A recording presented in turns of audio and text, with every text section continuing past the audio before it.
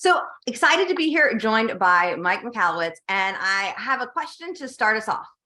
What is the biggest desire of most entrepreneurs? It's a great question, Tiffany. It's good to see you. You too.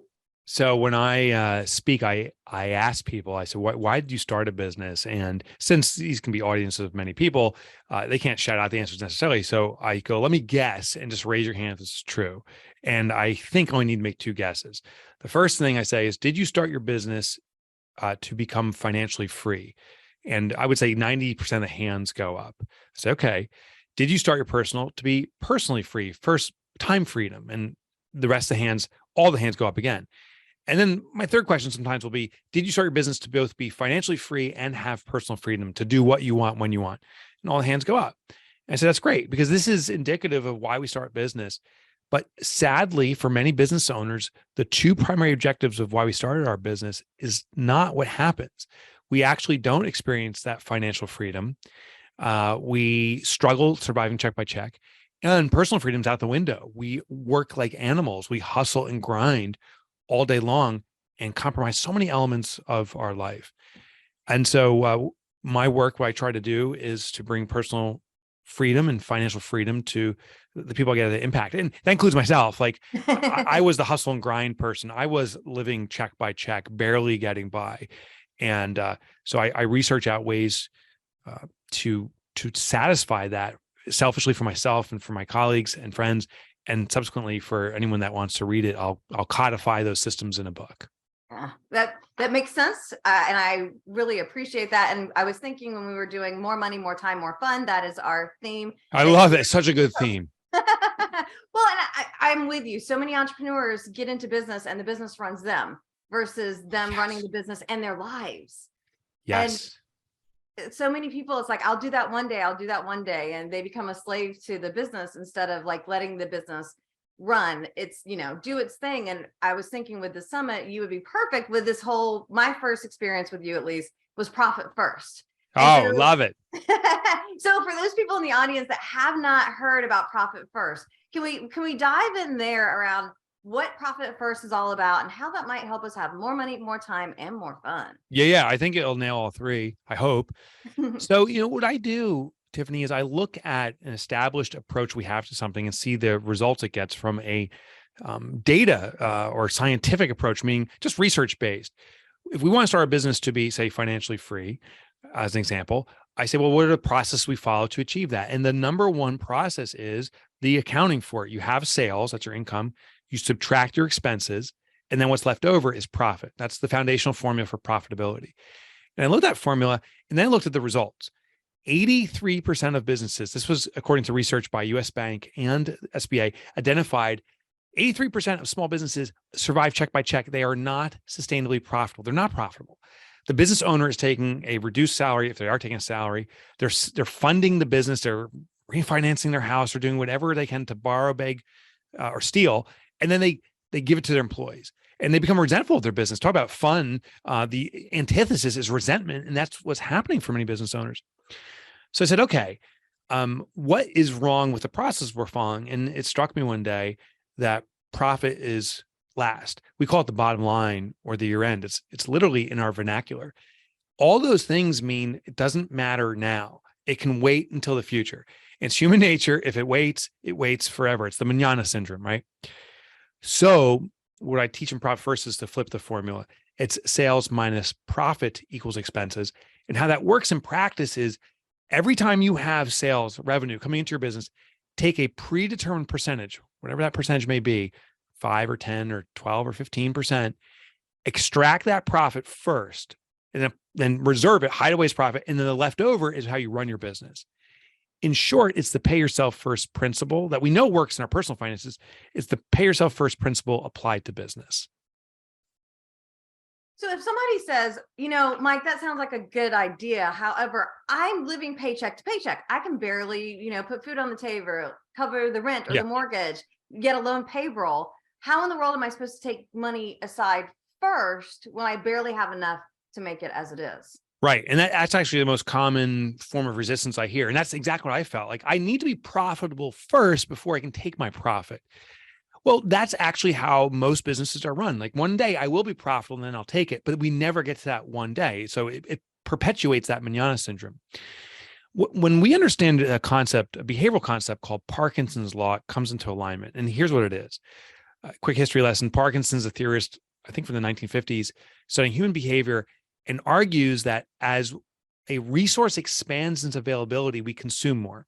So an example is, I love chocolate chip cookies. I'm addicted to them. If you put one in front of me, I'm going to eat that one. If you put a dozen in front of me, I probably eat more than one. I'll probably get to that dozen. The only thing that's changed is the availability of the resource, more cookies, time. If you and I were discussing a contract and I say, hey, I'll get you that agreement in 1 week, it'll likely take me a week to get you that contract. But if the same people have the same conversation, the same parameters, but I say, I'll get to you one day, I'll likely get to you one day. So I've constrained the resource of time and I move more efficiently with more expediency because I have to. If you have one cookie in front of me, I'll eat one. Well, you may have noticed in your business as income grows, hopefully for most businesses over time, it goes up and down for sure, but hopefully it grows over time. It seemed almost uncannily that expenses increase at the exact same rate. Like every dollar comes in, goes right back out the door. And so how can that be as the business grows that consistently the expenses are growing at the same rate? Parkinson's law. The full availability of cash means we'll use it all. And it's a subconscious behavior. So what we do in Profit First is as revenue comes in, we extract out the profit first, we remove it and hide it. It forces you to live off of a lower standard. Now you know what the business truly can spend. So if $1,000 comes in as an example of deposits, I used to say, I have $1,000 to spend. No, I don't. I want to pay myself a reasonable salary. I want profit. When the tax bill comes, I don't want to be shocked by that. There's going to be a tax consequence for income and profitability. So I'm going to hide that away. And then I may find out I don't have $1,000 to spend. I only have $400 to spend or whatever. It is a shocking moment. But if you want to be profitable, if you want to never worry about taxes, if you want to have a sustainable income for yourself, this is what you must live off of. There's a beautiful part of Parkinson's law. Parkinson explained that as a resource expands, we'll consume more. But if we constrain that resource, less time to do something, it triggers us to be frugal with that time, meaning aware how little we have, and also be innovative. We find ways to get shortcuts and so forth. When I have one cookie in front of me, I don't gobble it down. If I have 12, I do. But if I have one, I savor it. I think about it. I consume it more cautiously, more slowly.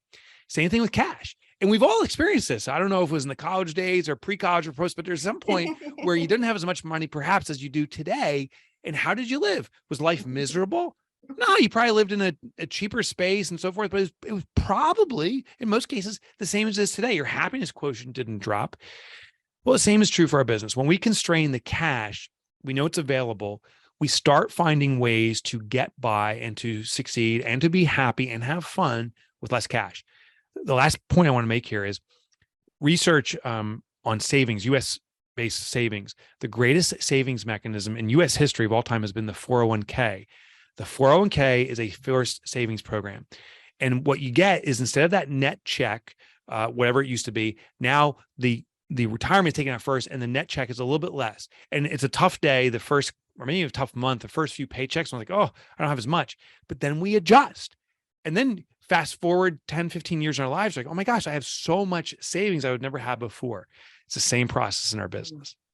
Yeah, that reminds me, when I was in college, I was working at a country club and you could do direct deposit, and I would put $50 a paycheck into the savings account. And I love that. And when I went to buy my first house, I bought my first house, and then like a month later, I graduated college. But I had that money all saved up for my down payment. Now it's not unbelievable. Not a 20% down payment, but I was able to put down the down payment for the $50 that I just never even thought of. Isn't that great? And I forget about that sometimes. First of all, how many times do you hear a college student buying a house? First of all, that's remarkable. That's remarkable. But the thing is, I think it's very possible for most of us, but we don't do it. I think most of us think one day after I graduate college, I'll have the money to buy a house. And I know people who are in their 30s or 40s who still don't have enough savings to buy their house because they've been spending every penny. Now, I'm not trying to be punitive here and saying, gosh, you got to get better at this. It's not a toughening up or having a savings muscle. What it simply does is we need to set up a pattern, a system that triggers savings for you. And then you'll automatically adjust accordingly. And that's what it sounds like. That's what you did in the college days. And look what it did for you. Yeah, it's just entrepreneurs don't usually have that setup. So we have to do it ourselves. So Profit First is the first book that I had read of yours. We actually did it as a book club. I'm a huge fan That's great. Of book clubs. Love doing it that way, because then it's like, hey, have you done this yet? Have you done this part? Have you done this part? Oh, I love the enforcement. Yes. So I highly recommend y'all check out Profit First. Though I know you've authored a number of books, and I wanted to talk about a couple of your books if possible, because you have one that's just now out, extended. Yep. More. Tell us a little bit about that one, if you wouldn't mind. Yeah. So it's Clockwork Revised and Expanded. If you can see the video, where am I showing it? Light blue, way in the distance there, book is called Clockwork Revised and Expanded. Clockwork, I originally wrote 5 or 6 years ago, and the subtitle is Design Your Business to Run Itself. This is the time component. So Profit First, I wrote to satisfy the money component, but I think a bigger form of poverty than financial poverty is actually time poverty, where every waking hour is spent working in or thinking of our business, and all the compromise we have as a result of family, of life itself. So I wrote Clockwork to do that. I revised and expanded the book because there was a lot of opportunities to improve it. I was very happy about how many people are reading Clockwork and the feedback I was getting, but I missed adding a component for employees, because a Clockwork business is about the owner working less so that they can design more, so they can be more strategic. But many owners are coming back to me saying, if I work less, then my employees have to carry the load. I'm putting burden on them. And I'm like, no, you're not. You're actually elevating your colleagues. You're giving them an opportunity to expand, to be who they've always dreamed. That's called empowerment. So this isn't a disempowerment move. It's an empowerment move. And I had a very profound lesson with this. I argue in Clockwork, every business owner needs to take a 4-week vacation. The reason behind this is if you can leave your business for 4 consecutive weeks, and I mean be digitally and physically disconnected, and the business can run in your absence, likely can run into perpetuity. A business has most elements happen every month. You close out the books every month. You have clients that come on board. Maybe you hire someone or let someone go. If that can all be done in your absence, it can run into perpetuity. So I said, I'm going to be the first guinea pig for this. And so 7 or 8 years ago, as I was writing the book, I went on my first 4-week vacation. And I was terrified. I went to Perth, Australia. I was halfway around the world, and I had no connection to the business. And I can't remember if it was the second or third day, but I do remember looking at my email, which I shouldn't have, but I was, and no one had emailed me. And I'm like, does no one need me? And my big fat ego is like, I'm so special. Why does no one need me? And I started emailing the team saying I need reports and so forth. When I came back from that trip, and it was a tough message to hear. I came back. I said, how badly do you guys need me back? On a 1 to 10, 1, start working now. 10, Mike, we never need you again. They gave me a 9.9. They said, listen, Mike, we like you, so we want you around, but we got this. And when you started emailing, asking questions, you said you were empowering us. You were leaving the business so we can be empowered, but then you demonstrated you weren't, that you didn't trust us. And it was a shocking throat punch I needed to wake up, that leaving the business is an empowerment of the people who are left to run the business. I gave them the keys to the kingdom. Subsequently, I've done now 5 or 6 years of fortifications, and it's strengthened our company beyond belief. The best part is this: my company doesn't need me, but I can reinsert myself in areas that give me joy, right? That fun factor. There's 2 things that give me fun. One is writing books. Second is talking about them. That's what we're doing now. I've got so much fun. That was gross. But this is a fun factor for me. So this is what I get to do. And behind the scenes, my team is running the business, and my colleagues are having fun. They're in positions. And we have a small business. I think it's 22 of us collectively now. That includes myself. And so we're itty bitty on the big scale of things, but I have 21 colleagues who are able to lean into opportunities that they haven't had a chance to before, because I'm freeing up those opportunities by not being this kind of superhero for my business and swooping in and honestly deflecting others from doing the work and trying to do it myself. It sounds like an amazing book. I'm looking forward to adding that to my 2023 reads, the new revised. And I would love that. I'd be honored. Where's the best place to go to get some of your books? Selfishly, for the author guy, Amazon's the best, because Amazon triggers an algorithm. The more people buy on Amazon specifically, They market it to more entrepreneurs who've never heard of the work I've done before. So it's great to promote. But I also believe support the businesses that you love. So if you have a local retailer, local retail bookstores are awesome. Please buy from them. You can even get, listen, if you don't have the funds, go to the local library and just ask for a copy. You can get it for free. So any way that you get your hands on it is great and will serve you. I just selfishly am promoting Amazon because of the benefits I gain too. It makes total sense. Now, we've talked about a couple of books, but I want to switch gears for one book I want to ask you about, which is My Money Bunnies. Yeah, thank you. Yeah, so we were talking off air about this. It's proud and intimidating. I'm proud of it, and I'm also intimidated. So I heard from some readers of Profit First saying, I would love to teach these systems to my children. Do you have resources for it? And there's wonderful resources out there. But I said, I'm going to add my voice to it too. So I wrote My Money Bunnies, and I wrote this for children who are between 5, 8, or 9 years old. So young kids to get started. And it's a story of how you can make different jars, 3 jars specifically, and make them look like bunny rabbits. And each jar serves a purpose. One is the Anytime Bunny, and the Anytime Bunny serves that whimsical desire. You want to buy a lollipop or something, as long as you have your parents' permission, you have the funds to do it. The Sometimes Bunny, that sometimes other people need to be helped and so forth. And so what you do is when you make income, and it's how at least my wife and I raised our children. We didn't have allowances, but we had worksheets. You could clean the refrigerator out, and you can make a nickel do, or not a nickel, is more than that. It's like 25 cents or $1. And it was just interesting, the dynamic. My children, my oldest son started actually becoming a manager. My other 2 kids saying, hey, I'll get the work organized. You guys do the work and I'll pay you a stipend for it. It was kind of funny. But as children earn money or are allotted money, that we can carve it up into these different accounts. And that's what My Money Bunnies is about. The last thing, and I just turn this offline with you, the reason I'm a little intimidated is my old grade school just caught wind that I wrote this book recently and said, hey, would you be willing to come into a 2nd grade class and read the book to the class and maybe do a workshop? So I'm like, yeah, my God, absolutely. And the second I said that, I'm like, oh my God, they're going to tear me apart. These little monsters are going to be like, you suck, man. I've seen better than that. Boo. Like I'm terrified. Of course they're in 2nd, they're 8 or 9 years old. Of course they're not going to do that, but my mind is going there. I'm terrified. It's a very different audience than the entrepreneurs that you usually speak to, huh? I pictured little, like these 8-year-olds smoking cigarettes going, God, man, you're horrible, flicking in my face, throwing tomatoes at me. I don't know why I see these kids as vicious. I'm sure they're beautiful, extraordinary children, of course, but my mind goes this hard. Like little Chucky's going to show up there and stab me. I think as speakers, usually especially when we're starting off with a different kind of audience, we're imagining what could be the worst. The terror, yeah. And they're kids too. So there's that. Yeah. But I hope, it's fun. I get pictures from parents of their kids doing this exercise. And it's funny. Some of the stories I get back are, I read My Bunny Bunnies to my daughter or my son. They love the system so much. Now they're like these little money monsters. They're running around the house, seeing how they can earn money. They're dividing it up into these jars.